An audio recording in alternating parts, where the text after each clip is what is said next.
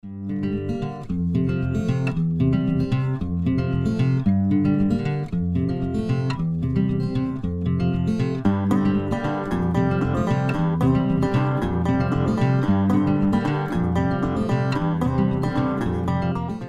a little bit about this product. I mean, it's a newer roping dummy right here, right? It is. It is. What we did is, you know, I guess you'd say it was invented from a challenge standpoint. There's a lot of dummies out there. Right. You know, you have a lot of things you can rope. Sure. People make their own dummies. There's a lot manufactured, and really, it was just that we found that there wasn't one that was really enhancing or improving somebody when they're not roping it without somebody watching them. Sure. So we took the science behind it.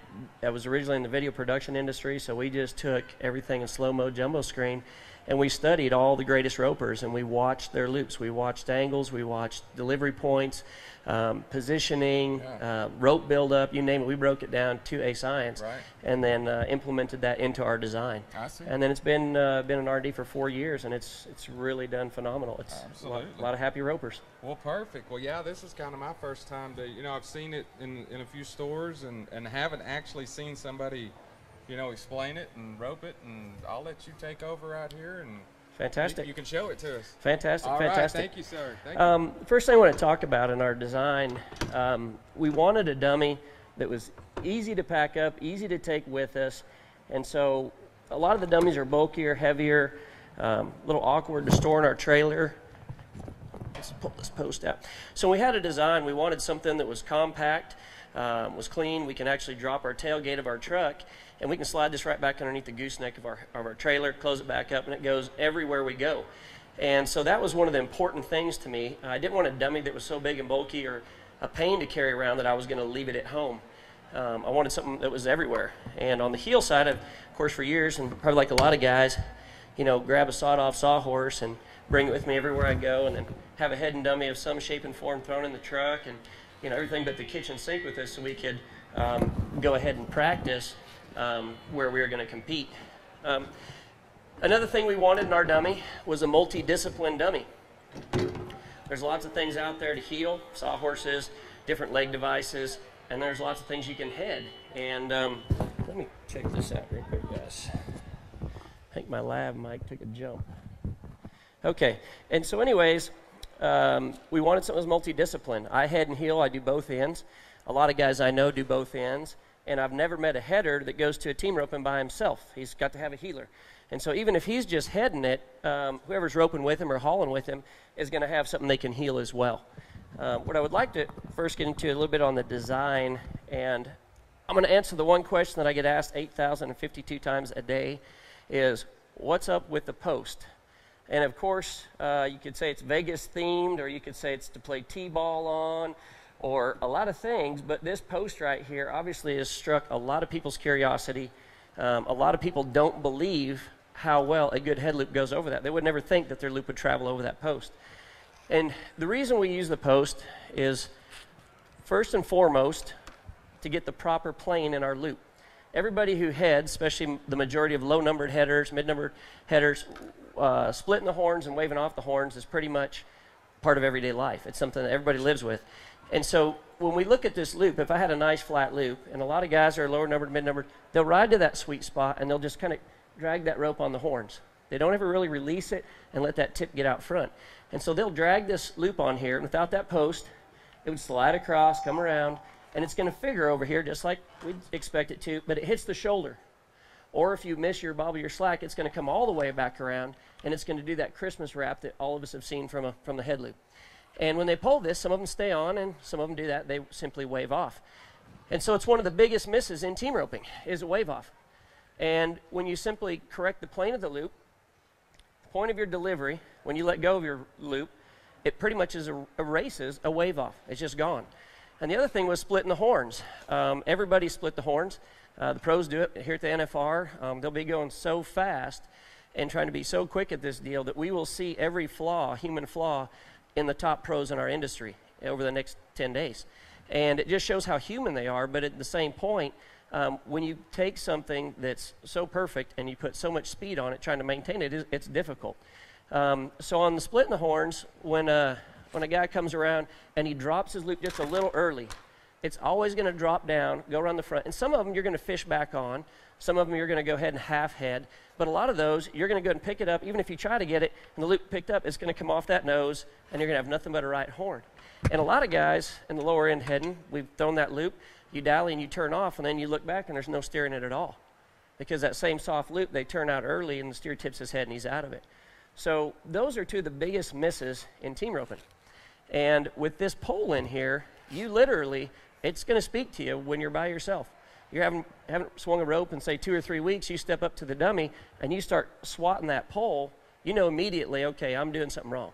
Versus walking up to a dummy and roping it 50 times in a row and saying, man, I'm good, I just roped that thing 50 times in a row. You jump in the arena, you run out there, and all of a sudden, first round, you miss half your cows. And how many people go into the first rotation of a team roping and miss half their cows? I mean, the first rotation usually cuts in half by what, 50%, 60%? And I don't know about you, but those are pretty high dollar practice runs. And so when I'm out in the parking lot with my dummy, I'm out there and I'm roping something that's telling me if I'm a little off, if I'm delivering a little bit early or a little bit flat, and I'm also having to pack my rope at a realistic angle like I'm about to do off my horse. And by saying that, what we did is we wanted the head to come off the shoulders just like a steer would run, out flat and out in front of it. But that steer's head down and out front, and this pole being on there, and then that hump of that shoulder, I get back here, that window's really small. So instinct, I don't even have to tell people, they just automatically pack their hand up here higher with more steepness to their loop. Again, how many times have we seen somebody draw a great cow, come out, not be ready, swing 2 bad swings because they need 5 to get a good one, and the steer's right there, and they throw it right down the side of the steer's head.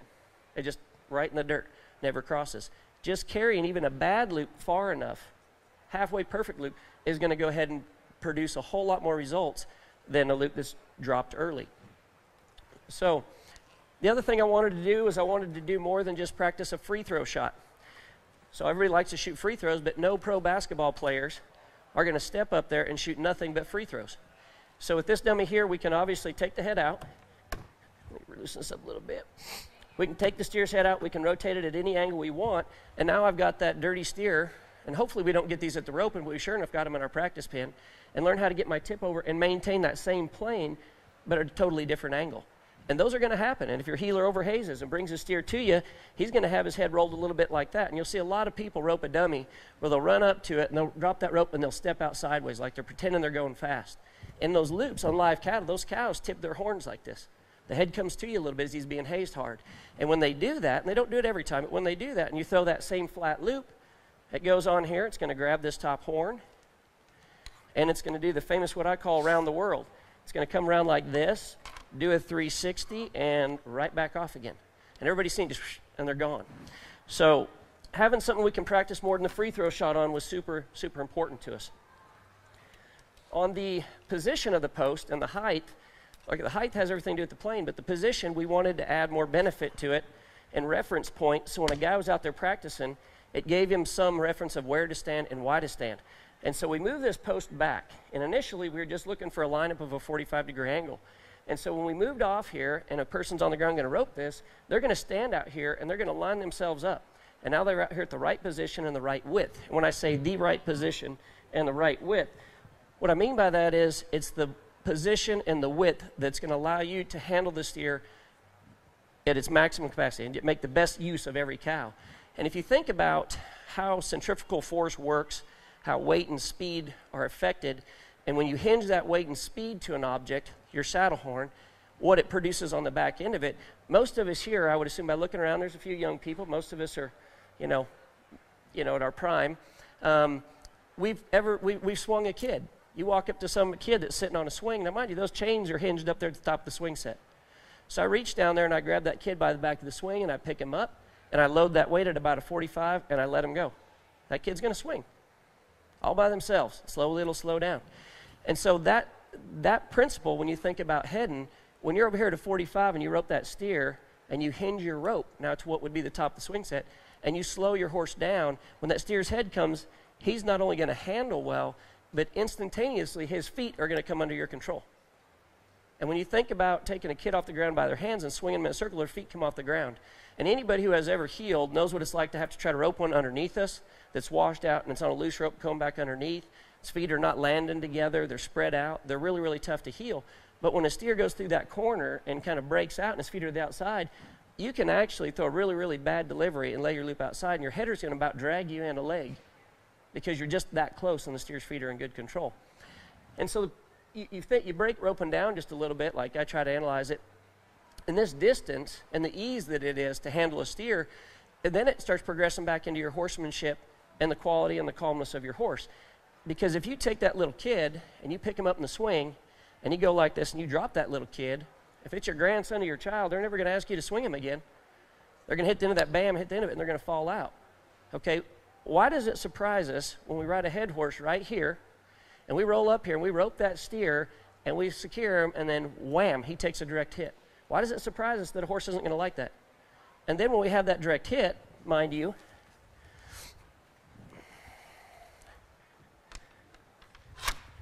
and we're back here, not only does it produce that, but it produces that. And as a healer, if you dump in early on that, then you have to wait for this, for the steer to start moving. And so that steer's going to wash out, he's going to hang, he's going to be really, really hard to heel. And unless you're a really, really talented, naturally talented guy that can pull time out of a half swing, your chances of catching him are just about nil.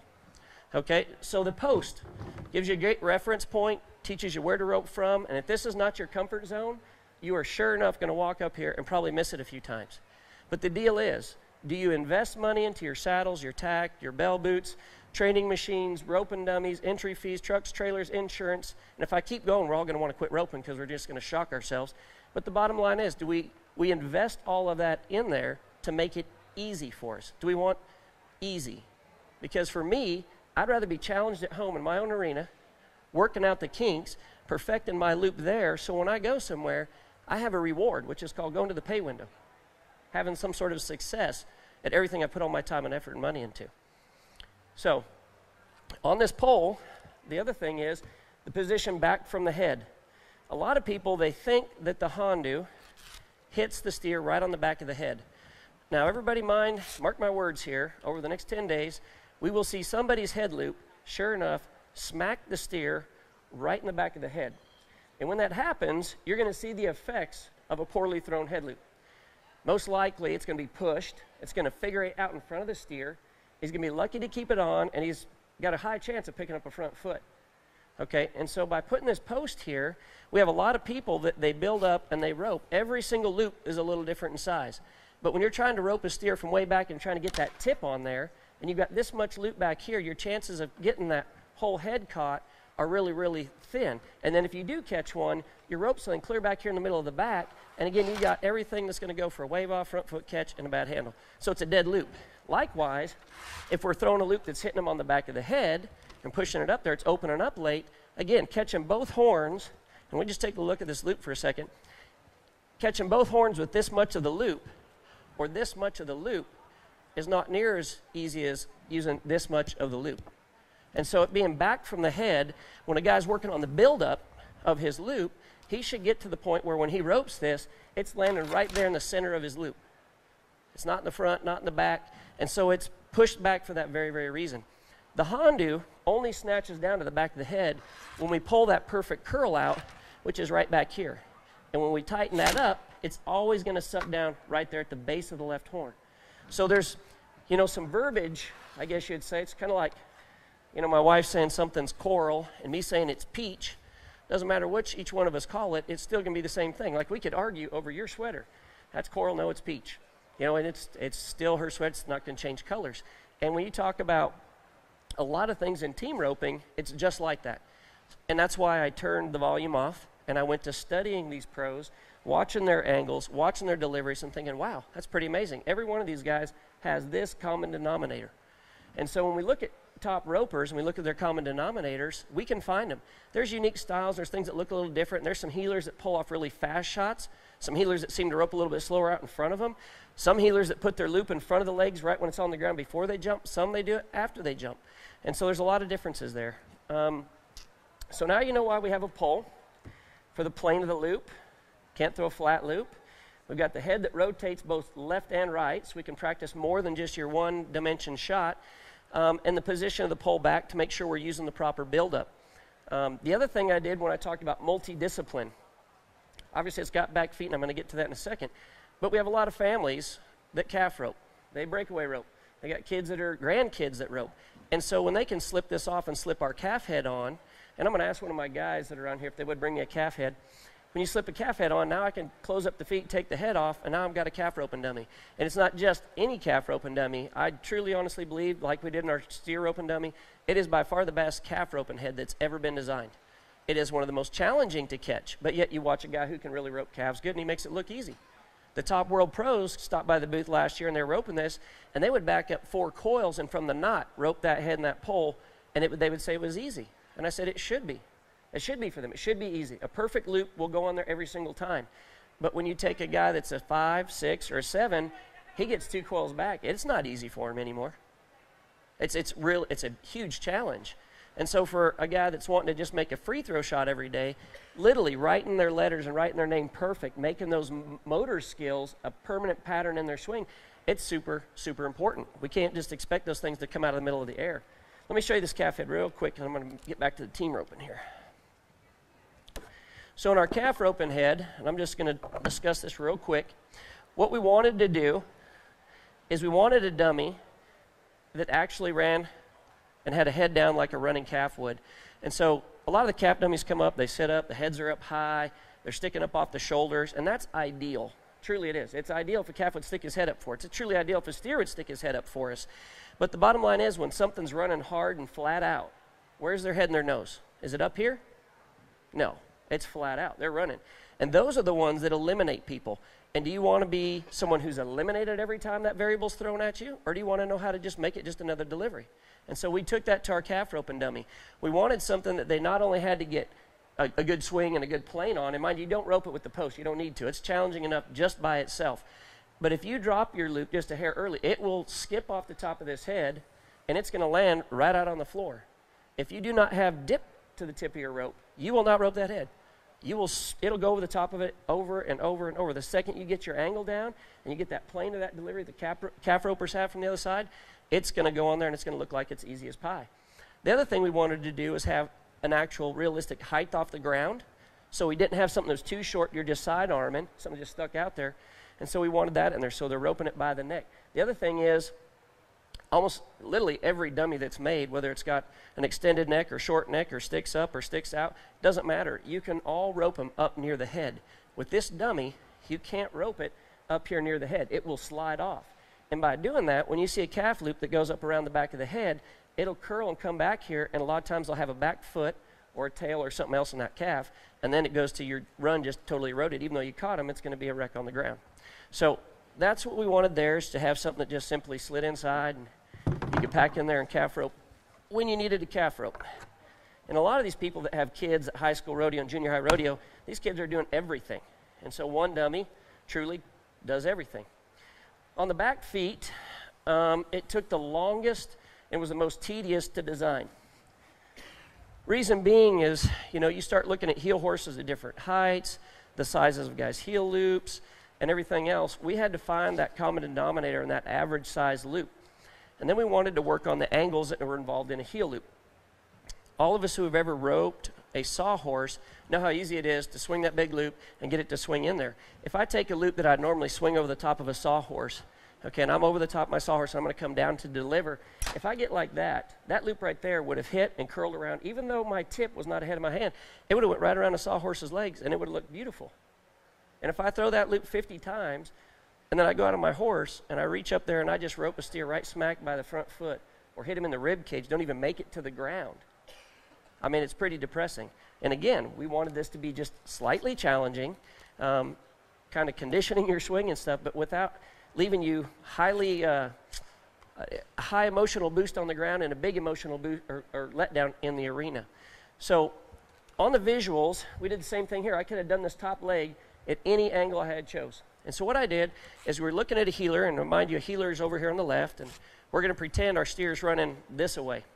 Header's over there. We got our shoulder cocked back to him, and that guy nods, and we come out. We track our steer. We look up there, and we get our tip going. And we aim it at that steer's hip, and we follow him down the arena. So what I did is I wanted to create an angle, and if you notice there, I'm swinging at the same angle as the top of that leg. So it gives me a visual, making sure my tip's down. If I'm here with my shoulder down low on the ground, which is what a lot of people do in the heel, they drop their shoulder, and so they come around here, and it's got some angle, but again, they're going to get the rewarding sound of it hitting plastic. Okay? So first thing it is it's a visual. Second thing I wanted to do is develop a dummy that allowed every one of my swings to be a delivery. I didn't want to have to manipulate anything. When I heel a cow, as difficult as it is for me, I want to be right there, ride good position, perfect swing, and I just want to rotate my shoulders and rope 2 feet. I don't want to have to modify. I don't want to change anything. I'm looking for a free throw shot. Ladies and gentlemen, I wanted you to let you know real quick, Fred Whitfield's over in the cinch booth signing autographs. Okay. And be sure and go see Casey Field over in the Wrangler booth. And so right here, we've got these angles cut out. This 90 degree is just gone. It's not there. And this is so as we come around here, we can keep our tip directly at our target. And on a steer, we're going to swing just in front of the tailbone of a steer. We want to be over their back right before it delivers. So when I walk in here to heel a steer now, I'm going to go up and high, and I'm going to come around. I'm going to turn in. I'm going to change the plane of my swing now so it's coming across the back. But I can swing right at my target. I can sit here and just tick these legs. And that's going to allow me to make every swing a delivery. I just rotate my shoulders, and now I can rope. That same loop that we threw earlier where I delivered it a little bit flat, a little bit early with my hand, none of those swept through there that easy. None of them. So it gives you the ability to aim right at your target and not have to change anything. The other thing was we wanted something that was of a challenge here on the back feet. It's only 2 inches off the ground. I grew up roping a sawhorse. I should say grew up in my roping career roping a sawhorse, and never worried too much about my rope coming underneath. Never saw a need for it. The rope is in the front. The steer is going to jump into it. And on this particular dummy, when you look at the power that's created with the swing and centrifugal force, honestly, when that tip goes down, it will draw your loop, your bottom strand, to the dirt. And naturally, if you had a sawhorse and it was elevated, if you throw a good loop, it is going to sweep under the back feet unless you literally try to manipulate it and stop it and place it on the ground and try to keep it from going underneath the feet. And so having it a little bit elevated is a really good thing. The opening on it, again, like I said, it's sized to where you want to use a full-size loop. If you got a kid that ropes or yourself's challenged, you might make yourself a box. Draw something on here so you rope from the same spot every time so you're not changing it. Little kids, when I say little, I mean like 3, 4, 5-year-olds, we'll take a pallet, cover it with plywood, and make them rope off the pallet.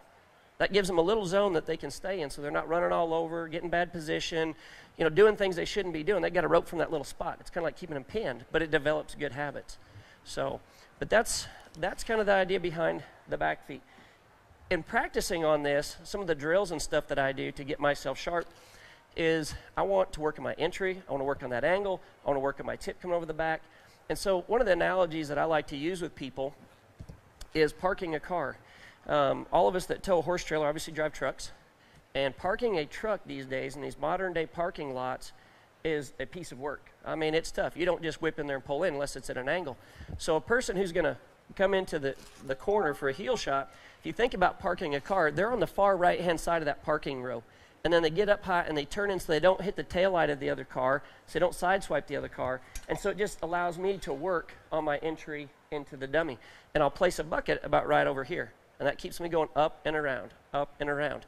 And so when you think about your approach to a steer the next time you rope, kind of think about that. Because if you're in a parking lot and you roll here to the inside and you think you're going to make that turn and get parked, it ain't going to happen. You're going to have to back all the way up. You're going to come back over here, get out wide, and then turn in. And so we wanted this dummy to be able to be roped from different angles, but we don't want you to think that roping it here from the side and practicing shot is an everyday place to rope from. On the circles on the side of this dummy, we wanted something that when I was done, I could take my dummy ropes and take them with me, and I'm not messing up my good ropes. So basically, you just open this up, lay your rope in there, close it down, and you've got your 2 ropes, your head, your heel rope, your head's inside, your horn's inside, everything else, you slip it in your truck, and you can roll. So that gives you kind of an overview of our dummy. What I'd like to do now is I'd like to bring out a couple volunteers, swing a few loops, work with a few of you, and see what kind of results we can get. Do I have any volunteers? I promise to be nice. He's ready. Come on up. He's got a San Antonio rodeo hat on. Is that what that is? Oh, he knows a good rodeo.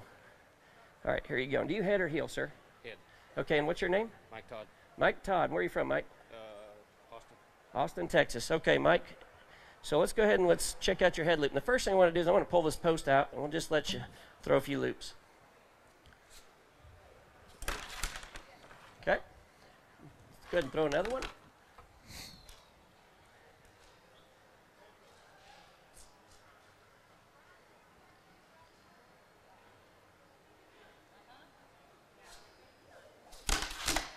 Okay. Good deal. Let's go put this in.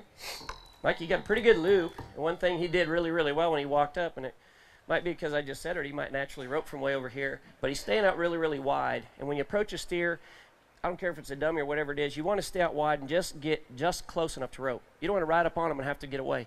You want to come out the left side or the middle of the box, stay out just wide enough, just close enough to throw your rope. And so I definitely, where you're roping from is perfect position. It's not in the way. Okay. Why don't you go ahead and just throw a couple more. Same thing you're doing. And we'll just make just a couple little changes.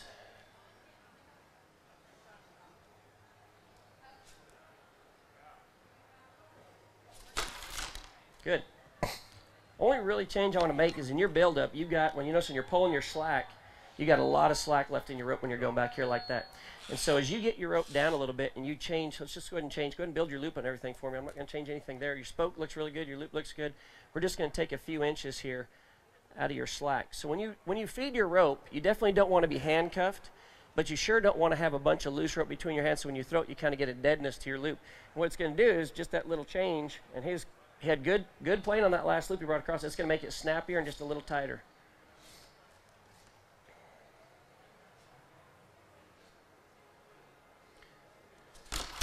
You notice where he packed his hand there? Was anybody watching how high he stuck his hand on that loop? He took his, from right here, he took his hand all the way up here, got his tip down, his loop then opened up, and when he delivered, he came down and through, and that was the best loop you've thrown yet.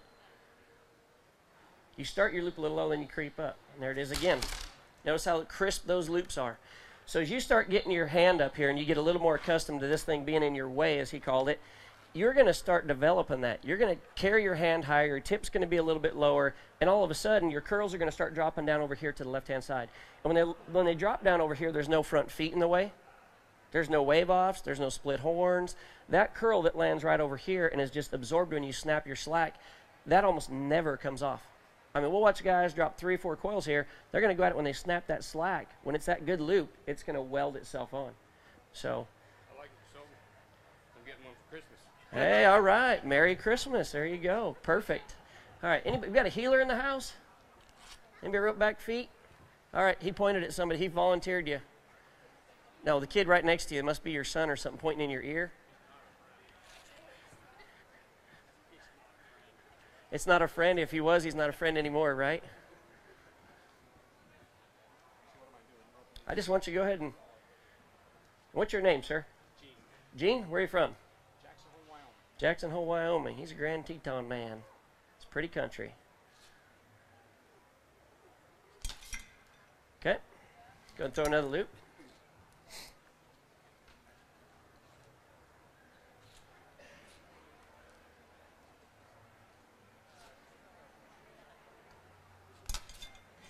Okay. Now what I want you to do in this next loop you throw, I want you to keep your shoulder turned back here, and I want you to keep swinging at it, and I want you to turn in. When you turn in, I want you to swing where your tip is not down here at the back of this carpet. I want you to swing your tip just right up here, just a little bit higher, right where this plane is, and I want you to try to see your tip go across these legs left to right. Okay? So keep your same angle, but get up just that tip. Okay, go ahead and throw another one. And when you get to that spot, feel free to take a few swings before you deliver if you want. I don't expect you to square it and launch it. And all it's going to do is you got really good angle on your loop. Everything looks good. Your tip's got pretty good power, and you got pretty good delivery point. Stay right behind it. There you go. Good. And it's going to keep your loop up higher on the steer's legs. When you got that loop up pointed up there above that tailbone, and you're not swinging down behind real steep and trying to place it up over here, when you rope at feet, and I don't know how many of you heel have ever looked at a steer's feet and your loop landed right there at a steer's feet. Yeah, I mean, we go around the corner and you watch steer's feet, and all of a sudden you're like, watch a video, and your rope literally hits the steer 6 inches off the ground. And that's the last place we want it. That's going to be a nicer loop. Nicer loop. Went right through the entire opening and blossomed really well. One thing you can do when you're letting go of your heel loops too, and everybody's heeled, I mean, have you ever had a heel horse feel short, shut down, turn a little sideways on us? When we lean and step, as we practice on the dummy, I believe everything that we've designed, and the reason we designed it is we carry it to horseback. So if you stay with your left foot forward the entire time, like you'd be riding in your left lead, and keep your power there, and use your right foot for that power, like to push off, and rotate your shoulders when you deliver, it'll help you have more rotation and more power. And on horseback, if we come around the corner and we do this, I guarantee you a good heel horse is going to stop. And so as you walk up to your dummy, if you step onto your right foot and drop your shoulder down here, we're going to be getting ground sometimes to the tip of our rope right here that was just unnecessary. And so what I do is I do a kind of a scoochy step. I just step with my left foot, and I just keep it like this, because on a horseback, we're positioned just like this. We twist our right stirrup out, and that's our balance point. It's like being inside the bed of a truck, and if that truck's driving in a left-hand circle, you sure enough aren't going to lean outside on your right foot. If you do, where are you going to fly? You're going to fly out the bed of the truck. And so you want to keep that weight to the inside and have yourself positioned. Horse is going to be in its left lead. So it's good to practice that on the ground as well. And just keep your shoulder back. There you go. Good. Softest swing you threw and the biggest loop it was. Yeah. I'm the height of inconsistency. You're the height of inconsistency, huh? Well, that's what we designed this for guys just like you then. So anybody else who's a header, I want to bring another header up here. Let's work with a couple headers. Come on up. You ready? You're not ready? You want to try it? Come on up, Dad. Oh, you're not roping. He's running. Mom's trying to ante up. How about you? You head or heel? Yeah, but you. Here, this kid over here. Come here. You're volunteering them up. Come give it a try. Let's see your loop. Come on up. I'm gonna pass. You're going to pass? You want to try it? Come on up. What do? Head or heel? Head. Head. Good deal. What's your name? And where are you from? You're from Jackson Hole, too. Good deal.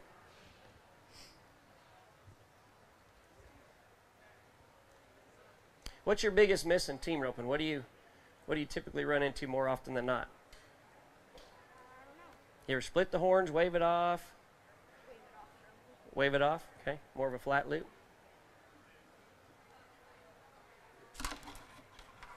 Okay. Let's go through another one. And your build-up is going to be key here. We want to make sure our loop is built up to a point that will open up right directly over the horns.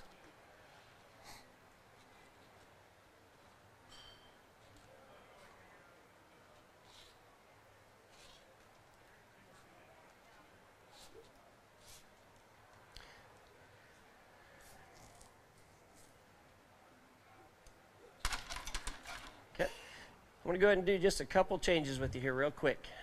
One of the things I like to do when I approach a dummy and get ready to rope is I like to start my loop as quick and as powerful as I can. And in doing that, if I have to drag it up from behind me, and guys in different shape pins and rodeo runs, they'll drag their loop up from different places, and they can start a loop like magicians. They're just great. But the thing that I like to have people think about is how a waitress would walk through a restaurant with a tray of food on her hand. She doesn't walk on it out here in front of her. She doesn't drag it back in here behind. And my wife's biggest thing, she likes to sit here when she ropes the dummy. She likes to go like this and get a head start on it so she can get her tip out. When we're backed into a head box, I don't typically see anybody getting a chance to do this, and then they're going to nod, and they're going to try to get the rope up and get out of the box. They're back there, they're stationary, and they're still. And so we do what we call waitress position. You walk around here with your hand up here like this, and the other part of it is butler position. And your butler sticks his hand out like this. He's got a towel on his arm, right? Okay, so when you're riding your horse, you want your hand right out here in front. You want your reins down here where you can control your horse.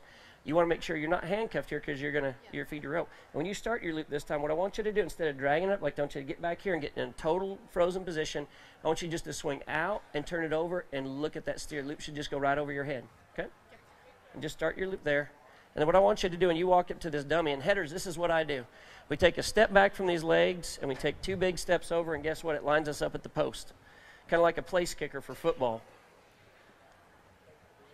Get your left foot forward. Get some body underneath you. That's your right foot. You Wyoming. You know, I think coming from Montana, I think Wyoming people picked on us, and we picked on North Dakotans. I think it's just one of those things. It's everything the same there. Get that loop built up. Get your hand up high and your left foot down.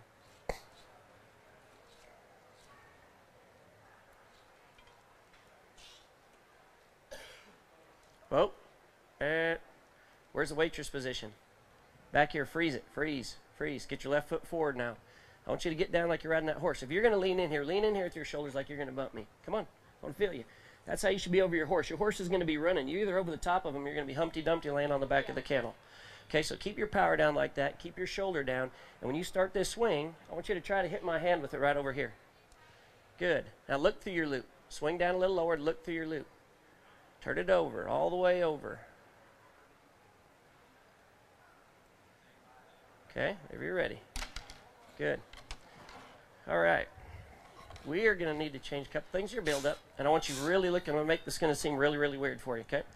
I want you looking through your loop. When I mean looking through your loop, you ever say boo? What's your least favorite sports team? Who's your favorite? Boise State Broncos. Okay, Broncos. You like the Boise State, you said? Yep. Boise State Broncos. Okay, so you don't want to say go Cats or go Grizz from Montana, right? No. Okay, yeah, no. So you're going to go boo when you see that. Bring your hand all the way over and rotate it down to where it's going to be like a full-fledged boo. And you back your hands right out here, okay? All the way over, boo. All the way over, boo. Boo. Now look through there, boo. Swing over towards me. Remember, I'm still here. Now slow and just reach up there and put that on the horns. Better. I don't want you to try to just release your rope and deliver. Try not to lean your whole body. Don't take a step with your right front foot. I want you to stay back and just reach up there and over the pole and place it on the horns, okay? Whoa, back. Waitress, stop. Start over. Oh, yeah. Frozen. Left shoulder down like you're over your horse. Get ready. Let's be real. Rope like you mean it here, okay? Bend that knee and got some weight into it where your horse can't throw you back. Out and tip down. Good. Good start. You see how crisp that is for that start of that loop? Stay back. Now slowly place it. You're getting good power and everything like that, but what he's doing here, if you guys notice, his loops, like he's saying a wave off, his loops are so flat, and they're coming from right up here trying to come around. They're coming around so flat, they're literally missing it. Now, if I was to take this dummy and I was to prop it up and take that pole out, those loops he's throwing would be catching it. But do I want to have to modify this dummy? Do something to it, change it, raise its head up, elevate it to make it easier to catch. Does that do us any good? No, it doesn't do us any good at all. So you want to keep your hand up as high as you can, rotate and pop that elbow. Look at me. Try to pop that elbow completely over and swing slower and more perfect. Nice and smooth. Don't pump it. There you go. Turn it over. You need full boo. There's no boo. Where's your boo? Boo. All the way over. Now slowly just extend the loop up there and put it on there. Don't take a jumbo step. Good. Good.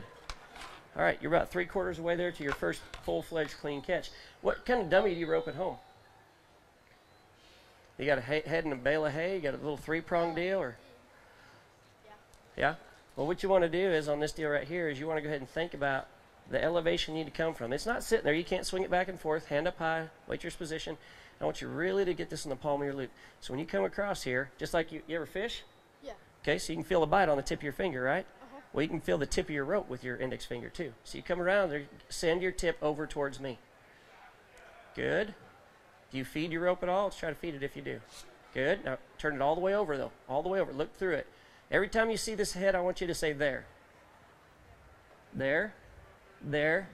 There. There. Throw it on there. Can't throw it early. And those are the loops right there. That's a classic example of how many of us has dropped our rope early and it slid down the side of a steer's head.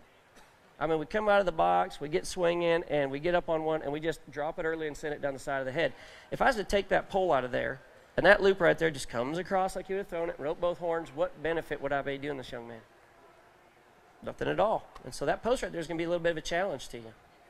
Okay? There you go. Good start. Good.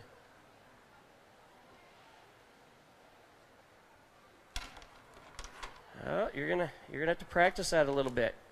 All right. Let's go ahead and get another heel right here. Appreciate it. You did a good job. Thanks for letting me work with you. We got anybody else that heels? What do you do, sir? Do you head or heel? Yeah. You head? You want to give it a try?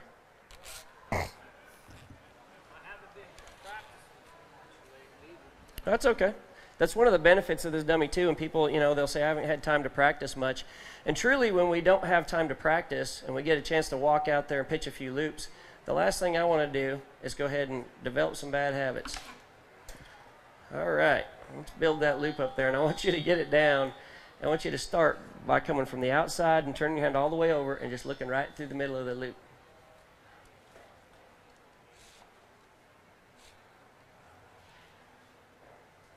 You want to look through your loop. So hold on a second here. Let me give you a little hand here. We're going to go bigger here. Okay. I'm going to make it bigger. We're going to be able to feel your tip a little bit better.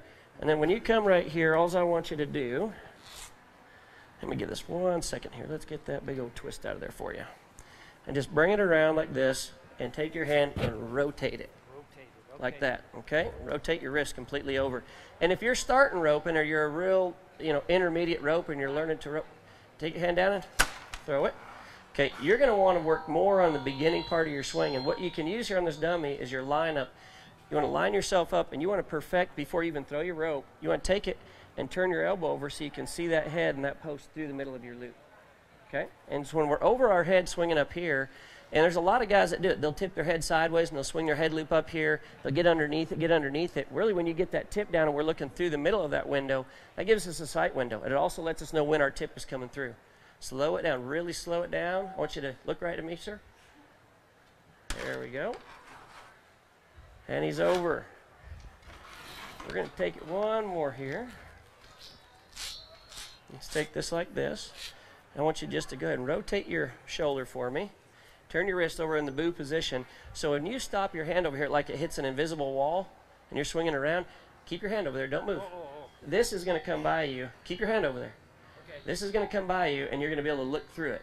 And then after it comes by you, it's going to go over your head. You're just going to rotate your wrist back around to that waitress position. And you're back here where you want to start your swing from. So we'll go back here flat, come around, and turn it over and see how you're looking through it. So kind of like you're reaching out and around. Get the tip a little bit, bring it out, and turn it down, and then go over.